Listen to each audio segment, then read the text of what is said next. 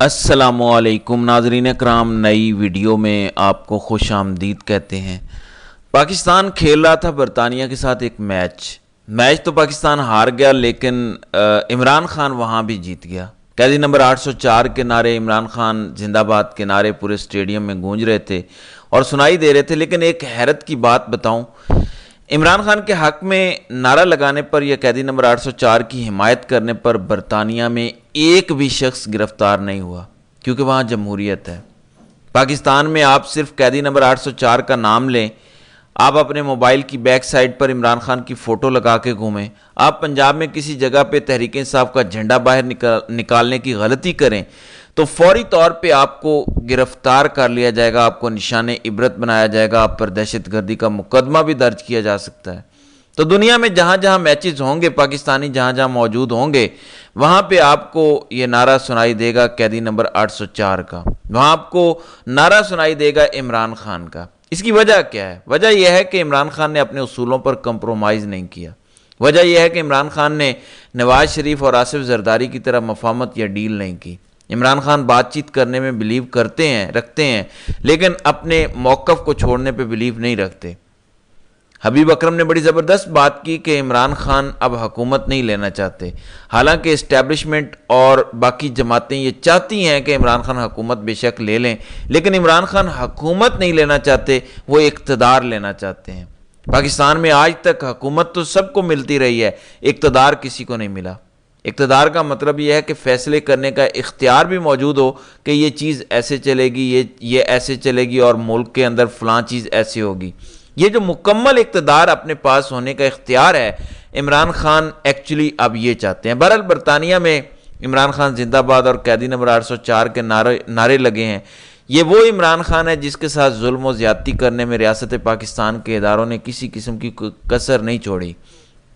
پھر علماء کرام اکٹھے ہوئے، انہوں نے عدت والے کیس پر بات کی۔ عدت والے کیس میں فیصلہ محفوظ ہے، 29 تاریخ کو یہ فیصلہ سنایا جائے گا۔ اب اس پہ جب علماء کرام اکٹھے ہوئے، جس میں سابق وفاقی وزیر برائے مذہبی امور نور الحق قادری اور دیگر تمام مکاتب فکر سے تعلق رکھنے والے علماء موجود تھے، یہ وہ علماء کرام ہیں جو اپنی اپنی جگہ بڑے معتبر اور محترم ہیں اور ان کی بہت بڑی بڑی فالوئنگز ہیں۔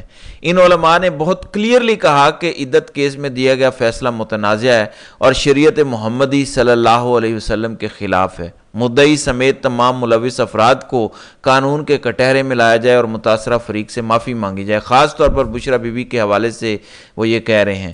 نیشنل پریس کلب اسلام آباد میں یہ پریس کانفرنس ہوئی، علماء وہاں موجود تھے۔ انہوں نے کہا کہ یہ فیصلہ شریعت محمدیہ صلی اللہ علیہ وسلم کے خلاف ہے اور پردہ دار خاتون کی کردار کشی کی گئی ہے۔ اعلیٰ عدلیہ سے مطالبہ کرتے ہیں اس متنازع فیصلے کو واپس لیا جائے، مدعی سمیت تمام ملوث افراد کو قانون کے کٹہرے میں لایا جائے اور متاثرہ فریق سے معافی بھی مانگی جائے۔ سنی اتحاد کونسل کے سربراہ حامد رضا وہاں موجود تھے، انہوں نے بھی بات کی۔ سینیٹر راجہ ناصر عباس نے بھی اس پہ بات کی، دیگر علماء کرام نے بھی کھل کر بات کی۔ تو عدت کیس کو تو علماء کرام نے اڑا کے رکھ دیا۔ اب وکلاء اور رپورٹرز جو کورٹ کو کور کرتے ہیں وہ کہہ رہے ہیں کہ عدت والا کیس نہیں ٹک پائے گا۔ ہاں، اگر فیصلہ کہیں اور سے آ جائے اور وہ سنا دیا جائے تو اور بات ہے، کیونکہ فیصلہ زیادہ دن تک کے لیے محفوظ کیا گیا تو اس میں کچھ بھی ہو سکتا ہے، لیکن اکثریت کہہ رہی ہے کہ یہ عدت والا کیس اڑ جائے گا۔ پھر ایک چیز شہباز شریف کے ساتھ مسلسل ہو رہی ہے، بار بار ہو رہی ہے۔ شہباز شریف نے ایک اور ٹویٹ کر دیا۔ ایک تو پاکستان دنیا کا واحد ملک بن گیا ہے جہاں پہ ایک سوشل میڈیا اپلیکیشن بین ہے، اور یہ وہ سوشل میڈیا اپلیکیشن ہے جو دنیا میں سب سے زیادہ پڑھی اور دیکھی جاتی ہے، ٹویٹر۔ اس کو پاکستان میں بین کیا گیا، پاکستان میں بند کیا گیا، لیکن مزے کی بات یہ ہے کہ پاکستان کا وزیر اعظم، پاکستان کے وزرائے اعلیٰ، یعنی جس وزیر اعظم کی حکومت نے اس کو بند کیا، وہ خود اس کو استعمال کرتا ہے۔ آپ کو حیرت ہو رہی ہے نا، لیکن یہ حقیقت ہے۔ پاکستان میں اس کو غیر قانونی قرار دیا گیا ہے، مگر ہمارا وزیر اعظم اسے استعمال کرتا ہے۔ شہباز شریف نے کہا کہ میں نے فلسطینی عوام کی منصفانہ جد و جہد کے لیے پاکستان کے مضبوط عزم کا اعادہ کیا اور اسرائیل کو غزہ اور رفح پر حملے سے روکنے کے لیے ICJ یعنی انٹرنیشنل کورٹ آف جسٹس کے فیصلے کو سراہا ہے۔ ہم امید کرتے ہیں کہ کشمیر کے مظلوم عوام کو بھی عالمی برادری کی طرف سے ایسی ہی توجہ ملے گی، کیونکہ وہ بھی گزشتہ 7 دہائیوں سے وحشیانہ قبضے اور بنیادی انسانی حقوق سے انکار کو برداشت کر رہے ہیں۔ یہ شہباز شریف کا کہنا ہے۔ اس پر بھی ان کو کمیونٹی نوٹ لگ گیا ہے۔ شہباز شریف جب بھی کوئی ٹویٹ کرتے ہیں تو کمیونٹی نوٹ لگ جاتا ہے، یعنی لوگ بتا دیتے ہیں کہ اصل بات یہ ہے، آپ گمراہ نہ کریں۔ تو شہباز شریف نے گمراہ کرنے کی کوشش کی۔ ایک تو اس ٹویٹر پر انہوں نے ٹویٹ کیا جس کو انہوں نے پاکستان میں بین کیا ہے۔ دوسرا، انہوں نے حقائق جو نہیں بتائے وہ کمیونٹی نوٹ میں آ گئے۔ وہ یہ کہہ رہے ہیں کہ پاکستان کی گورنمنٹ نے تمام فلسطینیوں کے حق میں ہونے والے مظاہروں کو بین کر رکھا ہے، یہ کمیونٹی نوٹ میں آیا ہے۔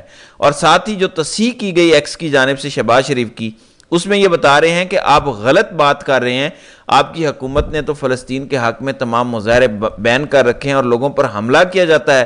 جو لوگ غزہ کو سپورٹ کرتے ہیں، فلسطینیوں کو سپورٹ کرنے کے لیے آواز اٹھاتے ہیں۔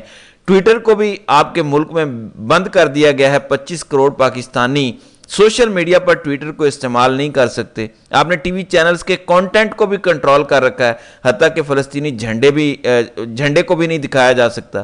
تو یہ کمیونٹی نوٹ میں شہباز شریف کو آئینہ دکھایا گیا ہے۔ تو جو بھی یہ ٹویٹ کرتے ہیں شہباز شریف صاحب، 2 قسم کی ان پر تنقید ہوتی ہے۔ پہلے یہ ہوتی ہے کہ کتنی بری بات ہے میاں صاحب، آپ نے اس کو بین کیا ہوا ہے، پھر اسی پر ٹویٹ کر رہے ہیں، شرم آنی چاہیے۔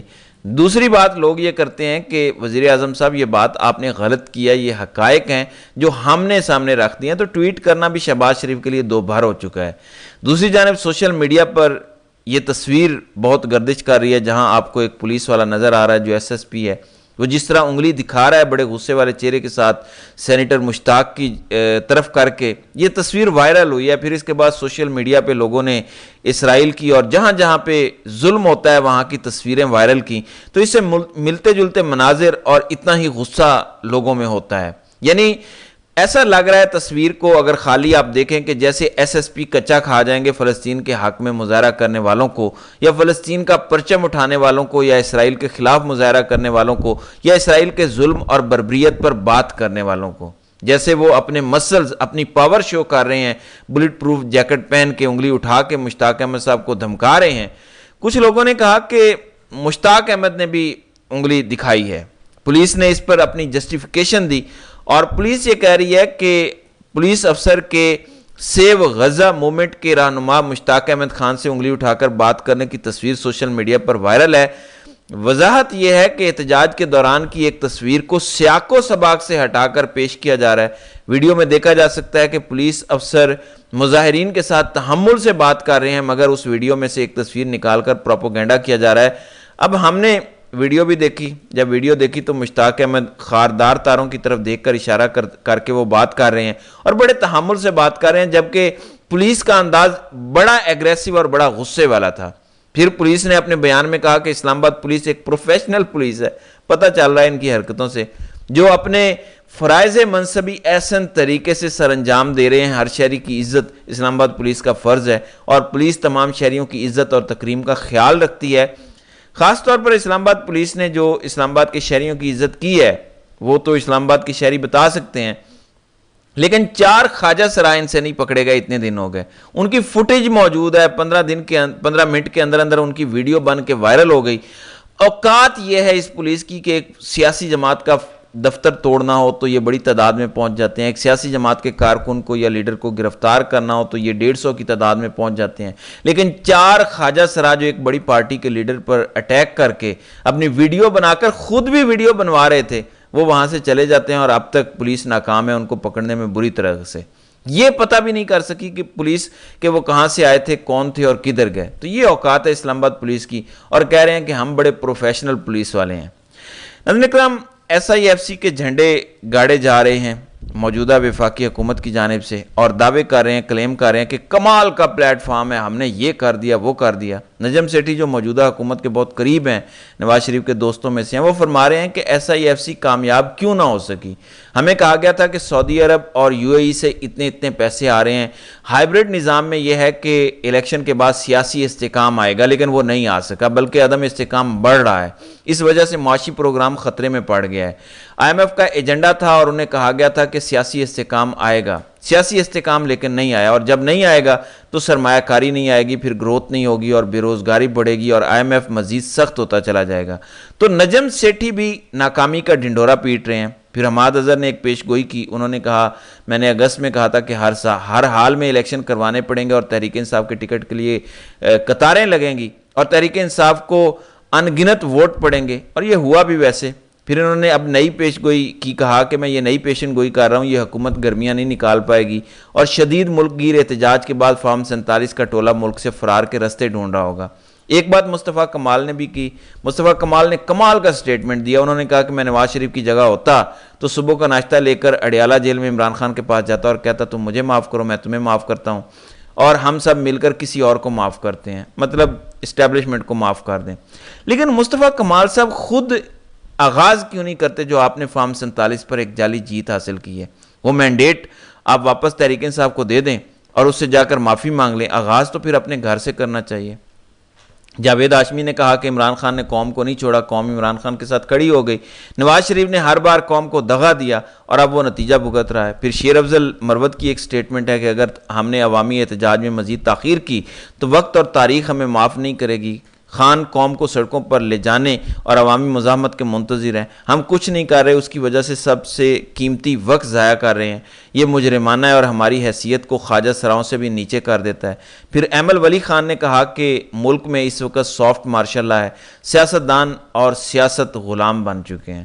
تو یہ صورتحال ہے۔